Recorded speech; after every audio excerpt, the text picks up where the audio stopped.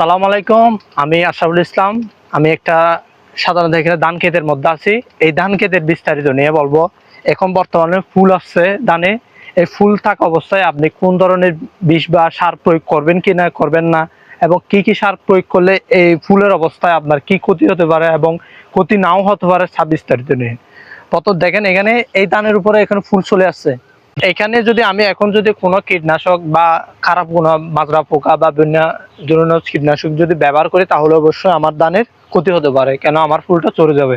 এই ফুলটা যদি চরে যায়, এই ধানটা যদি কি ভিতরে যদি কোনো মাজরা পোকা যদি আমড় দেয়, তাহলে অবশ্যই যেভাবে ছোঁয়া বের হবে তখন এই এই ধানটাও তখন এইরকম ছোঁয়া দেখা যাবে। তো দেখালে আপনার ধানের ক্ষতি হতে পারে। আপনি যেরকম ধান পাওয়ার কথা সেরকম ধান নাও পেতে পারেন। তাহলে অবশ্যই আপনার করণীয় কি, এখন বিষ মারবেন না।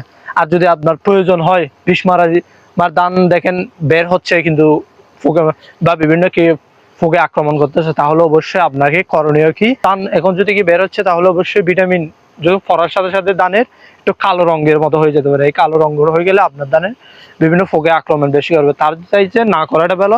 যখন ফুলটা ঝরে যাবে, ধানটা যখন একটু বড়বে, মিষ্টি আসবে, ধানের এই বীজের মধ্যেও যখন মিষ্টি আসবে বা ছালের বৃষ্টি যখন আসবে, তখন অবশ্যই আপনি পরবর্তীতে এটি ব্যবহার করতে পারবেন বিষ বা বিভিন্ন কীটনাশক জাতীয়। তাহলে অবশ্যই আপনার ধানটা সেফ থাকবে এবং ভালো একটা ফলন দেবে। আমি একজন চাষা মানুষ, আমি কোনো কৃষি বা অফিসার না। আমি সাধারণত আমি নিজে চাষ করি, সেরকম ভাবে আপনাদেরকে বিস্তারিত বললাম। এভাবে হলে আপনার ধানটা সঠিক সময়ে বের হবে এবং সঠিক নিয়মে বের হলে আপনার ধানটা ভালো একটি ফলন পাবেন।